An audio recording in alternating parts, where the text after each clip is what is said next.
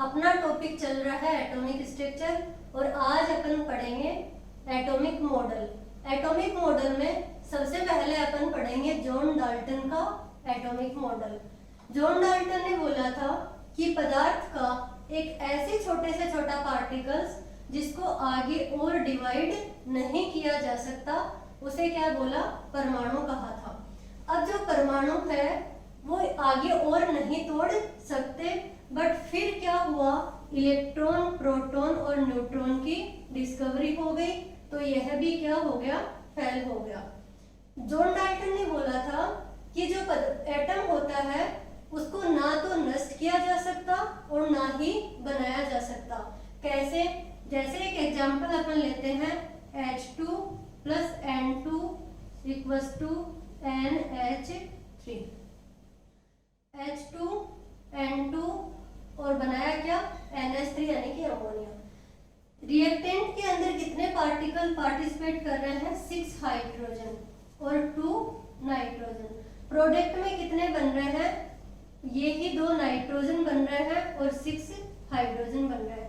यानी कि जितने जितने अपन ने एटम पार्टिसिपेट किए किसमें, रिएक्टेंट में, उतने ही क्या मिले अपन को, प्रोडक्ट में एटम मिल गए। तो परमाणु को ना तो बनाया जा सकता और ना ही नष्ट किया जा सकता। जॉन डाल्टन ने बोला कि जो पदार्थ होता है उसमें जितने भी, जैसे एक एलिमेंट्स है हाइड्रोजन, इसके जो भी परमाणु होंगे वो क्या होंगे, सेम होंगे।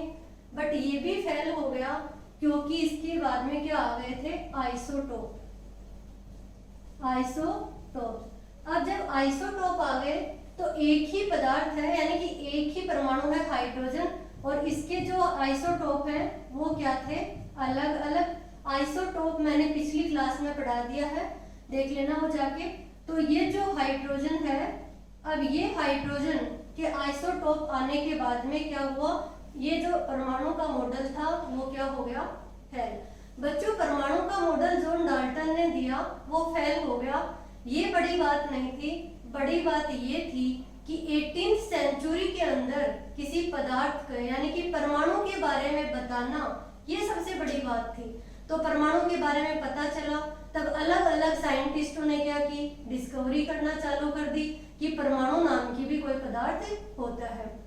उसके बाद में आते हैं थॉमसन का परमाणु मॉडल, यानी कि जो सबसे फर्स्ट मॉडल था वो क्या था, थॉमसन का मॉडल। इसको अपन बोल सकते हैं, थॉमसन का परमाणु मॉडल को अपन सबसे पहला मॉडल बोल सकते हैं। यानी कि जो सबसे फर्स्ट मॉडल आया था वो कौन सा था, थॉमसन का मॉडल। इसे plum pudding model, watermelon model भी बोला जाता है, यानी कि तरबूज जैसा मॉडल। तरबूज सबने देखा है, तरबूज का जो आधा कटा हुआ भाग था उस तरीके का मॉडल दिखता था, किसका, थॉमसन मॉडल। थॉमसन मॉडल क्या था कि ये सर्किल गोला है, यानी कि गोलाकार जो स्पीशीज है उसके अंदर जो पॉजिटिव पदार्थ है, यानी कि जो पॉजिटिव चार्ज है वो चारों ओर क्या है, फैला हुआ है। जबकि जो नेगेटिव चार्ज है ये है एम्बिडेंटेड इलेक्ट्रॉन्स, यानी कि जो दसे हुए जो इलेक्ट्रॉन्स होंगे वो क्या है, एम्बिडेंटेड इलेक्ट्रॉन्स होंगे। अब मैं देखो, अपन क्या है, वाटरमेलन भी तुलना की है, यानी कि तरबूज का जो मॉडल है वो बोला गया है थॉमसन का मॉडल। तरबूज का जो आधा कटा हुआ भाग होता है और जो इसके अंदर जो रेड कलर का जो पदार्थ होता है, यानी कि जिसको अपन खाते हैं, जो खाने योग्य जो पदार्थ होता है वो क्या बोला, पॉजिटिव चार्ज बोला। इसको सारे को क्या बोला, पॉजिटिव चार्ज बोला। और जो सीड होते हैं, यानी कि जो इलेक्ट्रॉन है वो बीज को बोला, कि तरबूज के अंदर जो बीज धसे हुए होते हैं वो क्या होते हैं, सीड्स होते हैं, यानी कि जो इलेक्ट्रॉन होते हैं। तो दोबारा देखिए कि वाटरमेलन मॉडल क्यों बोला, कि तरबूज का आधा कटा हुआ भाग जो रेड पदार्थ होता है, खाने योग्य पदार्थ, उसको क्या बोला, पॉजिटिव चार्ज, यानी कि उसको बोला पॉजिटिव चार्ज। और जो सीड्स होते हैं, जो बीज होते हैं, उनको बोला इलेक्ट्रॉन, यानी कि इलेक्ट्रॉन होते हैं नेगेटिवली चार्ज। तो इस तरीके का ये दिख रहा है कि जो पॉजिटिव पदार्थ है वो पूरे में फैला हुआ है और जो इलेक्ट्रॉन है, यानी कि जो नेगेटिव चार्ज है, वो क्या है, अंदर धसे हुए हैं। ये था थॉमसन का मॉडल। पर थॉमसन के मॉडल भी ये क्लियर नहीं कर पाए कि पॉजिटिव कहाँ है, नेगेटिव कहाँ है। एक परमाणु बता दिया, पॉजिटिव नेगेटिव बता दिए, बट जब एक परमाणु है उसके अंदर पॉजिटिव और नेगेटिव ऐसे हैं, पूरे में फैले हुए हैं, तो पॉजिटिव नेगेटिव में क्या होता है, अट्रैक्शन होता है। यानी कि पॉजिटिव और नेगेटिव क्या करते हैं, एक दूसरे से अट्रैक्शन करेंगे, आकर्षण करेंगे।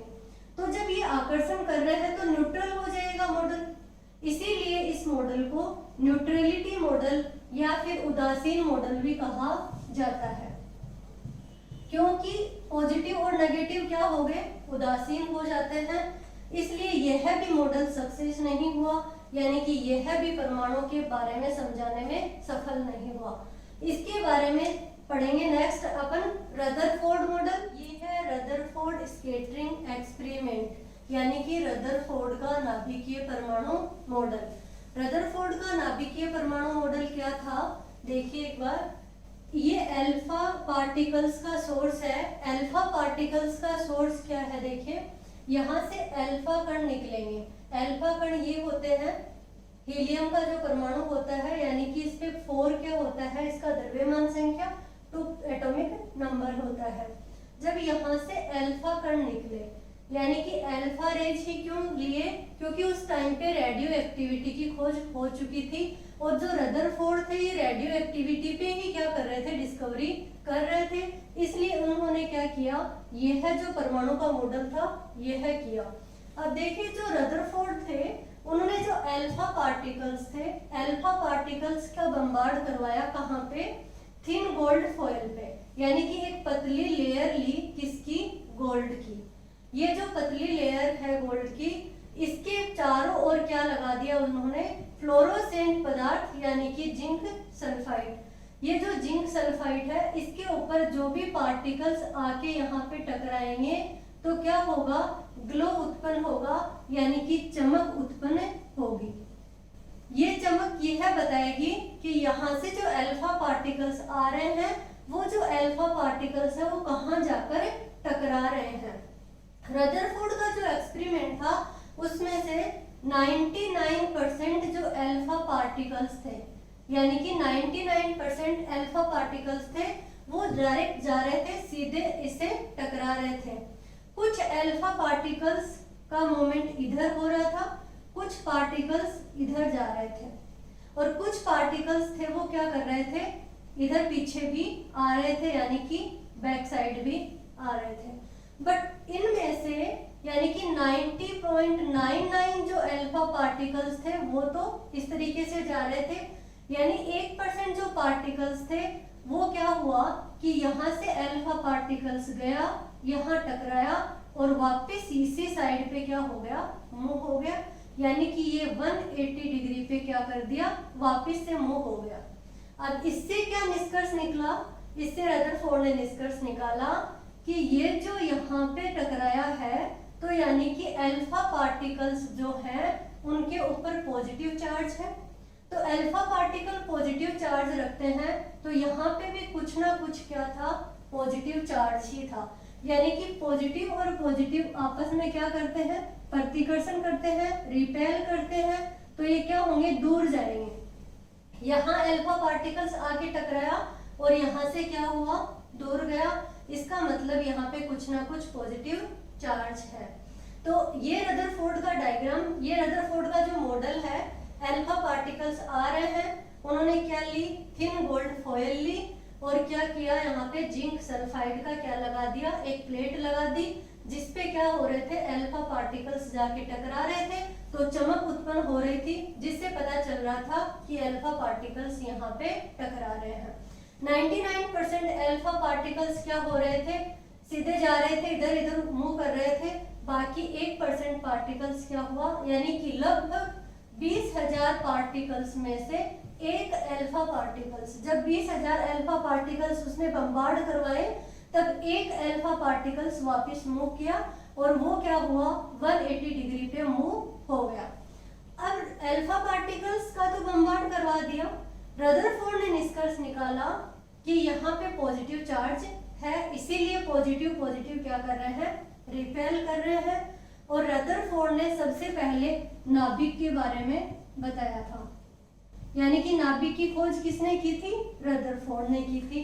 कि कोई जो पॉजिटिव चार्ज होता है वो परमाणु के क्या होता है? सेंटर में होता है। इतना रदरफोर्ड ने बता दिया था। और दूसरा उन्होंने क्या बताया कि जो परमाणु होता है उसका जो अधिकांश भाग होता है वो क्या होता है? खोखला होता है, यानी कि खाली होता है, क्योंकि अल्फा पार्टिकल्स क्या कर रहे हैं? मूव कर रहे हैं, इधर उधर जा रहे हैं। बट जब उन्होंने कहा कि जब सेंटर के अंदर, यानी कि ये पार्टिकल है, एटम है, इसका सारा भाग जो है ये खाली है पूरा, और उसके सेंटर में क्या है? एक पॉजिटिव चार्ज है, क्योंकि यहाँ से टकरा के अल्फा पार्टिकल्स वापस 180 डिग्री पे जा रहे थे। तो इतना बताया कि न्यूक्लियस है, यानी कि नाभिक है जिसमें पॉजिटिव चार्ज है, और बाकी जो एटम का भाग है वो खाली है। रदरफोर्ड ने जो बताया कि जो अल्फा पार्टिकल्स जो परमाणु का जो त्रिज्या होती है और जो पूरे नाभिक की जो त्रिज्या होती है, उन दोनों में कितना अंतर होता है। तो वो उन्होंने बताया कि जब रेडियस ऑफ एटम बताई, यानी कि परमाणु की जब त्रिज्या बताई, वो बताई उन्होंने 10⁻⁻10 मीटर, यानी कि ये क्या है? परमाणु की त्रिज्या। और जब नाभिक की त्रिज्या बताई तो कितने बताई? 10⁻15 मीटर, यानी कि लगभग क्या हुआ? 1,00,000 गुना क्या हुआ? परमाणु का आकार बड़ा हुआ। किससे? नाभिक से। जैसे उन्होंने एग्जाम्पल दिया कि अगर परमाणु का आकार 5 किलोमीटर में फैला हुआ एक प्लेग्राउंड हो सकता है, तो एक नाभिक जो है वो उसमें पड़ी हुई बॉल होगी। यानी 5 किलोमीटर का जो होगा, 5 किलोमीटर का जो है एक प्लेग्राउंड है, और उसके अंदर एक क्या रखी है? बॉल रखी है। वो क्या है? नाभिक। तो पूरा 5 किलोमीटर का एरिया क्या बताया? परमाणु। और एक बॉल क्या बता दी उन्होंने? एक बॉल बताई उन्होंने, नाभिक। तो ये तुलना की थी उन्होंने परमाणु की। तो परमाणु के बारे में उन्होंने क्या बता दिया? नाभिक बताया। परमाणु का अधिकांश भाग खोखला होता है, बीच में क्या होता है? उनके सेंटर में न्यूक्लियस होता है। उन्होंने बताया जो इलेक्ट्रॉन होते हैं वो क्या कर रहे होते हैं? चारों ओर मूव कर रहे होते हैं, यानी कि इनको दिया उन्होंने कक्ष नाम, या कक्षा भी कहा। कि जो इलेक्ट्रॉन होते हैं वो कक्ष या कक्षा में क्या लगा रहे होते हैं? चक्कर लगा रहे होते हैं। किसके चारों ओर? नाभिक के चारों ओर। अब ये तो एक्सपेरिमेंट था किसका? रदरफोर्ड का। बट ये भी फेल क्यों हो गया? क्योंकि रदरफोर्ड ने ये तो बता दिया कि जो अधिकांश भाग होता है वो खोखला होता है, इलेक्ट्रॉन चारों ओर चक्कर लगा रहे होते हैं। रदरफोर्ड ने ये भी बताया कि जो इलेक्ट्रॉन चारों ओर चक्कर लगा रहे होते हैं उसकी तुलना सौर मंडल से की। यानी कि एक सूर्य के चारों ओर जैसे उपग्रह चक्कर लगा रहे होते हैं, उस तरीके से क्या है? एक नाभिक के चारों ओर भी इलेक्ट्रॉन चक्कर लगा रहा होते हैं। इसी तरीके से उन्होंने बताया कि जब इस पे पॉजिटिव चार्ज है नाभिक पे, और इलेक्ट्रॉन पे क्या है? नेगेटिव चार्ज है, तो ये पॉजिटिव और नेगेटिव एक दूसरे से बंधे हुए क्यों हैं? क्योंकि इनके बीच में स्थिर विद्युत बल पाया जाता है, इसके कारण ये एक दूसरे से बंधे हुए होते हैं। उन्होंने ये सब बता दिया, बट कमी क्या रह गई थी रदरफोर्ड की? रदरफोर्ड की कमी ये रह गई कि जब एक पॉजिटिव चार्ज है तो पॉजिटिव चार्ज के चारों ओर जब नेगेटिव चार्ज घूम रहा है, तो इसी के बीच में मैक्सवेल की थ्योरी आ गई थी। किसकी थ्योरी? मैक्सवेल की थ्योरी आ गई थी। और मैक्सवेल ने क्या बताया था? मैक्सवेल ने बताया कि जब एक जो चार्ज स्पीसीज है उसके चारों ओर अगर कोई दूसरा चार्ज स्पीसीज चारों ओर चक्कर लगा रहा है, तो वह अपनी एनर्जी को कम करता हुआ क्या करता है? कम करेगा और लास्ट में नाभिक में आके गिर जाएगा। बट ऐसा तो हो ही नहीं रहा था। कैसा था कि इलेक्ट्रॉन तो चारों ओर चक्कर लगा रहे थे, सेंटर में क्या था? नाभिक था। ये भी क्या रदरफोर्ड समझाने में असमर्थ हुए, यानी कि रदरफोर्ड यह नहीं समझा पाए कि मैक्सवेल ने यह क्या बताया।